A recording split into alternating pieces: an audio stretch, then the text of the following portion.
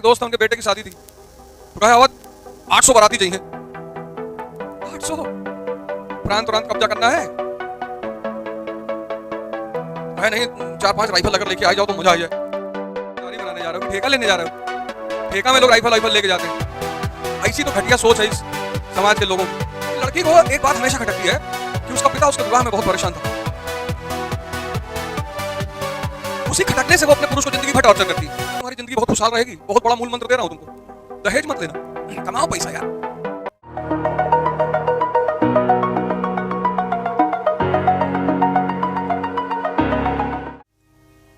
पहले आदमी देता था गिफ्ट, पहले औरतें के घर से गिफ्ट नहीं आता था। लड़की भी ले आओ, उसके घर का सामान भी ले आओगे, वाह।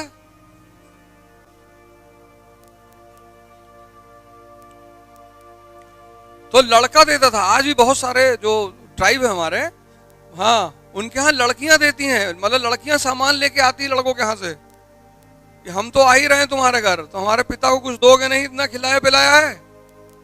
तो पिता को पता चला लड़की के पिता को कार दे रहा है, 2 लाख रुपया दे रहा है। जिसकी जितनी हैसियत है उस तरह से दिया जाता है। और यही नियम सही भी है, यही नियम सही भी है कि व्यक्ति अपने परिवार की स्त्री तुमको परमानेंट दे रहा, ले जाओ, 25 साल तक उसने पाला। दहेज मत लेना, तुम्हारी जिंदगी बहुत खुशहाल रहेगी, बहुत बड़ा मूल मंत्र दे रहा हूं तुमको, दहेज मत लेना, कमाओ पैसा यार। और तुम्हारी जो स्त्री आएगी ना, वो तुमसे जीवन भर ऋणी रहेगी, जीवन भर। मतलब एक गिलास उसके घर से लेकर मत आना, वहीं रख देना दरवाजे पे कि भिखमंगे हैं बे, गिलास दे रहे हैं। तो कुछ लोग तुमसे कहेंगे गिफ्ट में दे रहे हैं, रख लो अपना गिफ्ट, नहीं चाहिए। क्योंकि लड़की को एक बात हमेशा खटकती है कि उसका पिता उसके विवाह में बहुत परेशान था।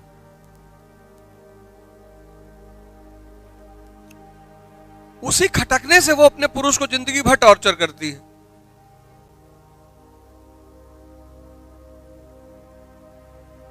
तो अगर तुमने वो खटकन नहीं पैदा होने दी तो ऋणी महसूस करेगी,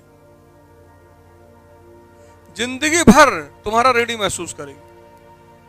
और 20 लोगों से ज्यादा बारात लेके मत जाना, कोई बूथ कैप्चर करने जा रहे हो।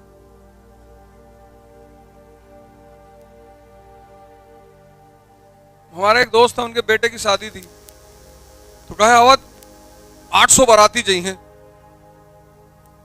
800 प्रांत कब्जा करना है।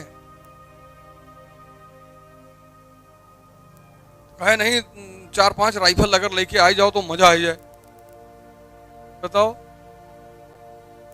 किसी रिश्तेदारी बनाने जा रहे हो कि ठेका लेने जा रहे हो। ठेका में लोग राइफल लेके जाते हैं।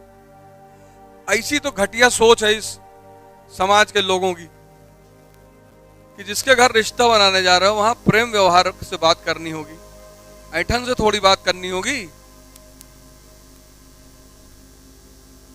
भाई लड़की वाला कोल्ड ड्रिंक नहीं इंतजाम कर पाया तो खरीद के पी लो।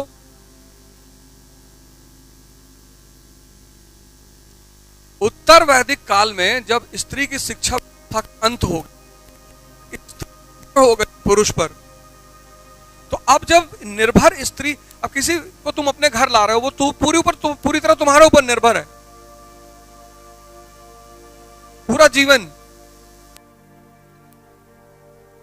तो कुछ तो उसके घर वाले गिफ्ट भी देंगे कि भैया पूरा जीवन पाले हो तो कुछ लो। तो दहेज का जो शब्द था वो था वहतु। दहेज के लिए जो शब्द था उत्तर वैदिक काल में वो था वहतु। अब देखो ये कितना डीप फैक्ट है ये।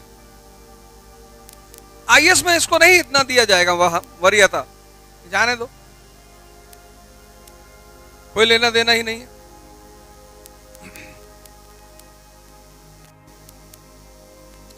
आईएएस में हम इतनी डीप वरीयता नहीं देते। फिर मौर्य बुद्ध काल, मौर्य काल, मौर्योत्तर काल, इसमें ये जो महतु था, वहतु, ये तोहफा ही था क्योंकि स्त्रियां कमा रही थी। नगरीकरण का दौर था, ट्रेड एंड कॉमर्स चल रहा था और वीविंग मोनोपोली औरतों के पास थी, पैसा कमा रही थी। जो आज जो औरत बीटीसी करके गवर्नमेंट स्कूल में टीचर है, उससे कोई दहेज मांगेगा? नहीं मांगेगा। जो लेडी गवर्नमेंट इंटर कॉलेज में आज की डेट में टीचर है, उसकी सैलरी कितनी है? 80,000 मान लो, तो 80,000 महीना कमा रही है, उससे कौन दहेज मांगेगा? तो वही बुद्ध काल, मौर्य काल, मौर्योत्तर काल में वस्तु जो है ये आदान प्रदान बना रहा, गिफ्ट बना रहा। लेकिन दहेज प्रथा फिर से शुरू हुई, विकराल रूप धारण करना शुरू की। हा? हर चीज में मुगल डाल देते हो, हर चीज मुगल थोड़ी किया है यार। अब सरकार ने सिलेबस से हटा दिया, उस पर चर्चा ही मत किया करो।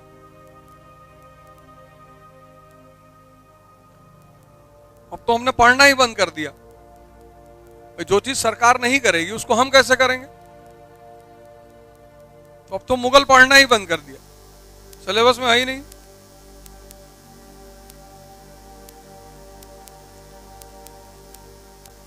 फिर स्त्री की दशा दयनीय कब हुई? गुप्त काल से। वहीं से तो सती प्रथा शुरू हुई, बाल विवाह, पर्दा प्रथा। फिर गुप्तोत्तर काल में फिर आके फिर दहेज प्रथा को बढ़ावा मिलने लगा, क्योंकि स्त्रियां आय विहीन हो गई, पैतृक संपत्ति का अधिकार छीन लिया गया। और सिर्फ पैतृक संपत्ति का अधिकार नहीं छीना गया, पति की संपत्ति का अधिकार भी छीन लिया गया।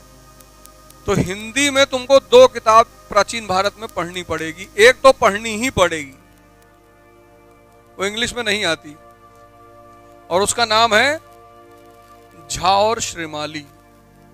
किताब पढ़े हो कभी? श्रीमाली, झा और श्रीमाली, ये पढ़े किताब की नहीं? खरीदे? नहीं खरीदे?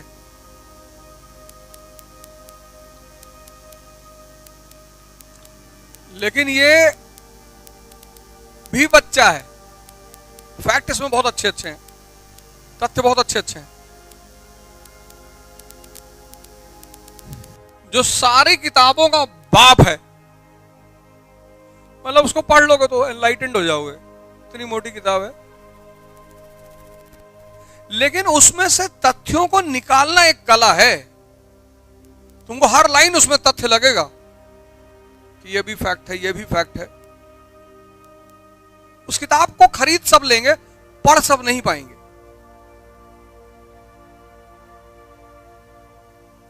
और उस किताब का नाम है केसी श्रीवास्तव।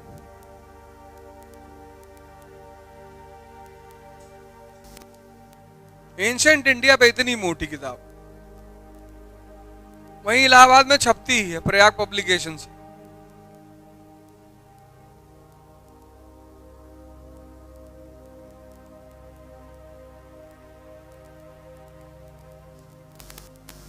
इसको थोड़ा सा अवॉइड करना।